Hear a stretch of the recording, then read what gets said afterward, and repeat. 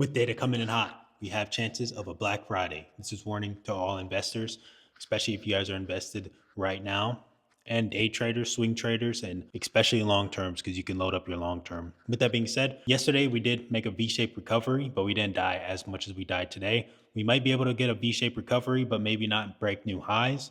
We might get like a V-shaped recovery halfway to like that 563 to that 563.5, and then we might just consolidate around there. With that being said, we did get some data that was pretty hot, so it kind of brought down the market even more, thus making us sell off a lot. Do look at that 560 level after that 559.4, and then after that, look at that 558.5 to the downside.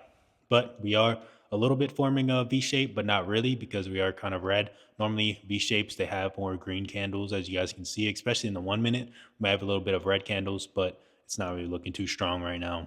With that being said, we are still red in the 5 minute candle. So keep that in mind and on your radar because we can be on a Black Friday. I think for the past couple of Fridays, we've been pretty green, but this one doesn't really look too good.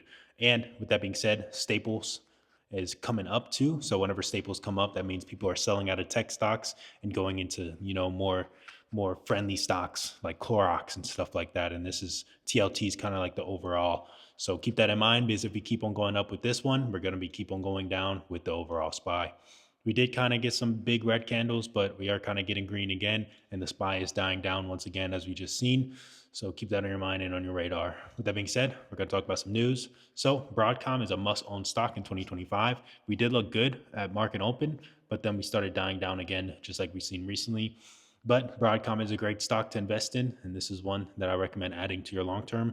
I personally have it on my long term, so yeah. Hyperscale Data completes first installation of NVIDIA GPUs.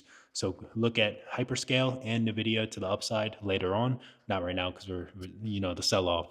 With that being said, with this sell off, we might get a Black Monday too, so keep that in mind. App Loving was a stock that came up like 600%. Now we're kind of dying down. We're having a big sell off. So I recommend looking at App Loving to the downside, especially the Muddy Waters issue short report. Lockheed Martin, so to implement Google AI for national security, green out of this. So keep Google in your mind and on your radar. But I do recommend waiting for this big sell off that we just had, all red. So yeah.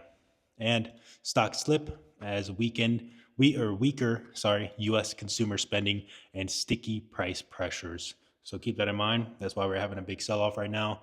And then we have a ripple on basically all crypto right now. We see Bitcoin at the $84,000 level. I think yesterday we seen it at the 88. I think 88, 87 to the 88,000 level yesterday. So we are kind of dying down a little bit more. And if we look at the heat map for the day, we are almost fully red, especially in tech stocks. Health technology isn't really too bad. We're kind of neutral with that. Consumer, we're coming back with consumer as we've seen. But with that being said, we are kind of dying and we're making more red candles. So keep SPY on your mind and on your radar to the downside still, and watch that 560 and that 559 level. And if we break below that, you can even buy another put option. With that being said, today I tweeted this out. So if you guys want some plays early, you guys can follow me on my Twitter, and I might even start posting it on YouTube as like the little I don't know what it's called, but like the little, it's kind of like Twitter, little, I don't know what to call it, but it's like the little blog thing. But I was watching the 566.5 level, and then I've noticed that it didn't break at the 566.2. So I got into my put option here. And then as you guys know, I go for 10% trades. So at around the 564.9, I got out. But the 564.9 was a key level to see if it broke below, and then we were more bullish or bearish with that, and then just consistently dying, especially with that news coming out. With that being said, some other news. Let's pull up some news. So we do have Trump is set on tariffing chips. So with that being said, with this news coming out, chip stocks can go down. But I mean, it's not that simple. So we might get, a little change in it, but this can bring, especially TSM and NVIDIA and other chip companies that could be dying out with this news. 25% tariffs on auto imports. Everybody knows about that. But EU and Canada is kind of trying to do something like allying, kind of to say. And then he said that he's going to basically put more tariffs if they do that. So keep that in mind because this can make the trade tensions higher, and this kind of bring the markets down right now.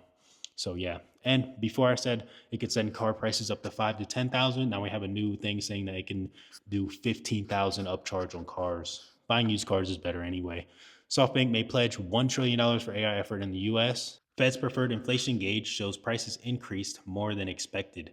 So this kind of bring it down the market too. With that being said, let's look at some charts and some analyzation. So with that being said, like I said, we might be able to have a bounce later on, maybe at that 562 level to that 563, but we might just consolidate around that. So if you do see some bullish momentum, just get out at around that 562 to the 563 level.